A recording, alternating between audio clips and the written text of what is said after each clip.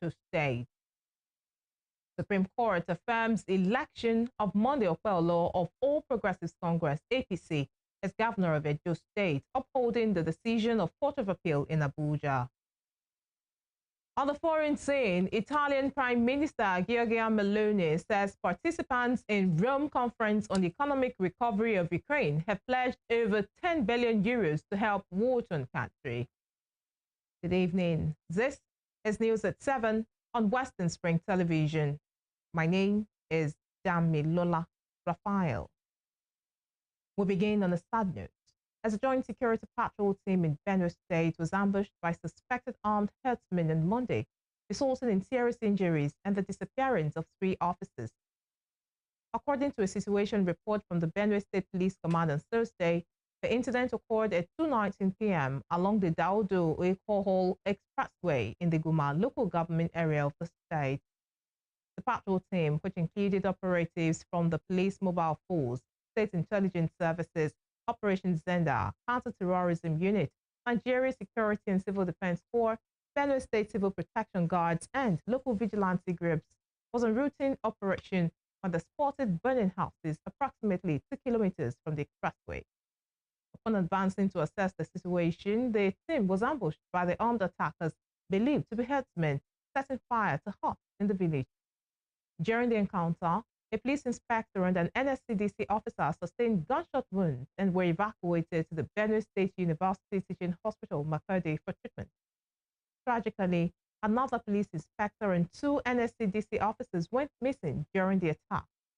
A coordinated search operation is ongoing to locate the missing personnel. Meanwhile, the Nigerian Army's 223 Light Battalion Zoro has successfully repelled a large-scale attack by bandits on Repel town in the Danko-Wazago local government area of Kebbi State. The assault, which occurred on Wednesday, involved over 400 heavily armed bandits who attempted to overrun the town. A fast-gun battle ensued, during which many of the attackers were neutralized, and while some managed to retrieve the corpses of their fallen comrades, several bodies were left behind, along with a cache of recovered weapons. Director of Security in the Cabinet Office, Abdurrahman Zaga, confirmed the development in Birnin Kebbi, commending the bravery and resilience of the Nigerian Army. He noticed that although the attackers initially posed a serious threat due to their large numbers, the superior combat skills and determination of the troops shifted the momentum in favor of the military. Zaga also commended the swift intervention of the Nigerian Air Force, whose fighter jets provided critical air support by bombing fleeing bandits and inflicting heavy casualties. In Plateau State, the State Command of the Nigeria Police Force has announced the commencement of the trial of 22 suspects arrested in connection with the killing of 13 wedding guests in Mango Community, Mango local government area of the state. It will be recalled that the tragic incident occurred on June 20, 2025, when the bus carrying passengers from Kaduna State was attacked by a mob, resulting in multiple deaths and injuries. Addressing journalists at the command headquarters in Jos, the state capital, on Thursday, the Commissioner of Police, Emmanuel Additional, said the command responded swiftly to the incident by deploying personnel and operational assets to the scene, which led to the arrest of the perpetrators. He confirmed that investigations had been concluded and the suspects would now face trial. Elsewhere, the indigenous people of Biafra has faulted the Anambra State Governor, Charles Soludo, over his remarks allegedly attributing the spate of kidnapping in the southeast to Igbo youth. The group accused Soludo of making inflammatory and faceless statements that could endanger the lives of innocent people in the region. Soludo, while addressing Anambra indigents in Maryland, United States recently, had reportedly claimed that 99% of arrested kidnappers in the state were Igbos and not Fulani herdsmen. Reacting in a statement on Thursday, IPOB's Director of Media and Publicity, Emma Powerful, said the governor's remarks amounted to a green light for security agencies and alleged Fulani militias to target and persecute innocent Igbo youth. IPOB claims that Soludo's comments were dangerous and could justify extrajudicial killings, illegal arrests, and mass raids in the name of security operations. Factual. I've been in office for three years and 3 months, okay? If we have arrested 100 criminals, non-mafia, kidnappers, and so on and so forth, 99.99% of them will mark Igbo. Did you hear me right? Yes. I said 99.99% of them will mark Igbo. So these things are made because that was part of the lie that was put in propaganda. Oshunguba race, beg your pardon, not talking politics. Ahead of the 2026 governorship election in Osun State, a member of the All Progressives Congress, APC, Akin Ogunbiyi, has declared his intention to contest in the gubernatorial race. Dr. Ogunbiyi made a declaration today at the APC party secretariat in Oshogbo, the Osun State capital. Tobi Sanusi was there and now reports. Declaring his intention to run as a governorship aspirant under the umbrella of the All Progressives Congress (APC), Akin Ogunbiyi was welcomed with cheers from party members at the secretariat in Osun State.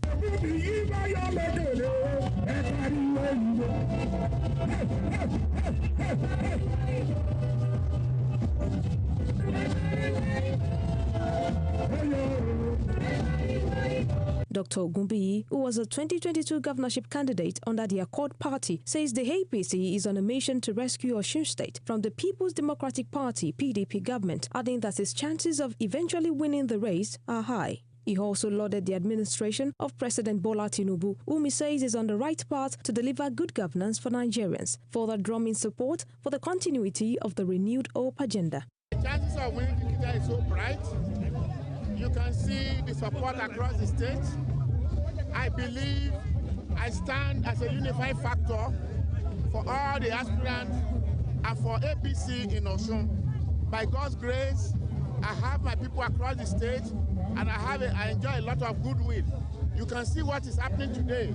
Everybody came from all across the state, from every local government to come and show solidarity with me. What other proof do you need? Dr. Ogunbiyi's intent to run the gubernatorial race is coming amid speculations that the Osun State Governor, Ademola Adeleke, of the PDP is planning to defect to the APC, a speculation debunked by the governor's spokesperson, Olawale Rasheed. Meanwhile, reacting to the development, Dr. Ogunbiyi, who was once a governorship aspirant under the PDP, says he remains unbothered about Governor Adeleke's alleged planned defection to the APC, reiterating that the goal is that the party returns to power in 2026. I'm not worried at all that the current governor is struggling to come to APC. Whereas APC is a winning team, and we can see what is happening in the federal level. What Ababa, the president, is doing at national level. So I'm not surprised that not only in Osun State, but even across the other states, people are declaring for APC because APC is a progressive and it's a winning team. You can come to APC. What is important is for APC to wrestle power from the PDP in Osun State. That is the most important thing. Addressing journalists at the Secretariat, the APC Secretary in Osun State, Kamoruddin Olabisi, noted that Dr. Ogunbiyi came alongside defectors from the PDP to express his intention to run the gubernatorial race. When our aspirant, when he's coming today, he brought along some defectors who are PDP leaders at Ede, especially Alhaji Adediran from Alajue Ward for Ede. He led other numerous party leaders and members to decamp to our party APC because of the interest of the party and interest of his brother, that's Dr. Akade Ogunbiyi. Dr. Ogunbiyi joins the list of about 10 contenders, including Dotun Babayemi, Bola Oyebamiji, among others, vying for the APC flag-bearer position in the August 8, 2026 governorship election. In the coming days, the battle to occupy the Bolaige House gets tougher amid the defection row and the political development that will shape the governorship race. Tobi Sanusi, Western Spring Television News. Still in Osun State, Nigerians have been urged not to sell their votes in order to participate meaningfully in governance. The CEO of Brave FM WSTV, Femi Adefila, made this assertion while hosting the Public Affairs Officer of the U.S. Consulate to Nigeria, Julie McKay, during her official visit to the Wave FM WSTV offices in Oshogbo on Thursday. During the visit, Dr. Adifila highlighted the impact of Ibufohun, a civic enlightenment program sponsored by the U.S. Consulate. He revealed that the initiative has recorded over 1 million participants within its first year of broadcast. In her remarks, McKay expressed satisfaction with the influence of the program on civic responsibility and the promotion of democratic values in Nigeria, even as she commended the initiative for helping citizens understand the power and responsibility embedded in their right to vote. Ibufohun, a Tuesday afternoon staple on Rave FM, is designated to educate Nigerians about the significance of their vote and empower them to participate in the democratic process without coercion or inducement. Huge and awesome sources. And the drama also has been huge and awesome sources. To be able to impact positively on the people, to teach them about the tenets of democracy and their right under democratic governance, that you are a freeborn in Nigeria and you have the right to air your view. And again, that you don't have to sell your vote. If you sell your vote, you mortgage your future. You mortgage your tomorrow. For them to value their vote and to be able to cherish it. We came here to look at education, educational and cultural ties and opportunities between the United States and Nigeria. And this is a wonderful example of using drama, the arts, culture, humor, to educate people and to entertain them, to make sure that everyone has a voice and a vote. And I think I would absolutely listen to that radio. Meanwhile, in Edo State, the Supreme Court has affirmed the election of Monday Opelo of the All Progressives Congress, APC, as the governor of the state, upholding the decision of the Court of Appeal in Abuja. A five-man panel led by Justice Mohammed Garba Lawal held that the appellant, the People's Democratic Party, PDP, and its candidate in the September 2024 election, Asoye Odalu, could not establish their claims of election non-compliance on local votes and that Opelo was not duly elected. The appeal was dismissed for lacking merit.